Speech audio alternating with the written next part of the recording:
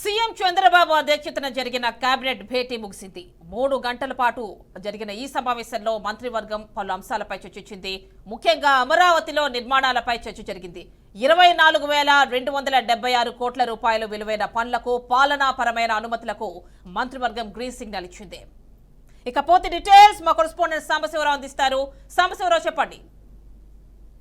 మొత్తంగా చూసుకోవచ్చు, సీఎం చంద్రబాబు అధ్యక్షతన ఈ రోజు కేబినెట్ సమావేశం జరిగింది. అయితే ఈ కేబినెట్ సమావేశంలో పలు కీలక అంశాలపై కూడా ఆ నిర్ణయం తీసుకోవడం జరిగింది. ముఖ్యంగా రాజధాని డెవలప్మెంట్స్, ఎందుకంటే రాజధాని పనులు ప్రారంభిస్తున్నటువంటి నేపథ్యంలో అక్కడ రేపు జనవరి నుంచి కూడా పనులు ప్రారంభిస్తా ఉన్నారు. ఈ తరుణంలో అక్కడ 24,276 కోట్ల విలువైన పనులకి అనుమతి తెలపడం జరిగింది. దాంతో పాటు కొన్ని సంస్థల నుంచి వచ్చేటువంటి రుణాలకు కూడా ఆమోదం తెలిపారు. అయితే ముఖ్యంగా రాజధాని పనులు అనేవి రేపు నూతన సంవత్సరం నుంచి పనులన్నీ పూర్తి స్థాయిలో ప్రారంభం కాబోతా ఉన్నాయి. కాబట్టి దానికి సంబంధించినటువంటి నిధులన్నింటినీ కూడా ఏ విధంగా ఖర్చు పెట్టాలి, అదేవిధంగా దానికి సంబంధించినటువంటి అనుమతులు కూడా ఈ రోజు కేబినెట్ లో కీలక నిర్ణయం తీసుకున్నారు. అదే విధంగా ముఖ్యంగా చూసుకున్నట్లయితే దీంతో పాటు పోలవరం ప్రాజెక్టుకు సంబంధించినటువంటి కుడి కెనాల్ కి సంబంధించినటువంటి అక్కడ కాంట్రాక్ట్ వర్క్ లకు కూడా వాళ్ళు టెండర్ పిలవడం జరిగింది. దానికి సంబంధించి పూర్తి స్థాయిలో కూడా అనుమతి తీసుకున్నారు.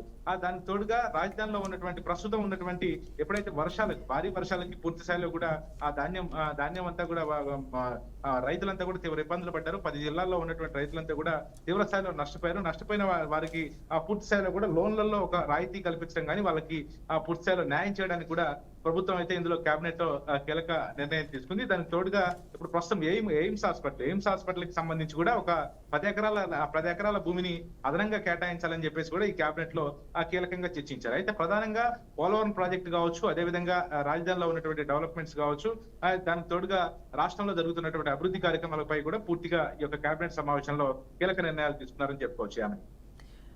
Right Sambasivarao, thank you.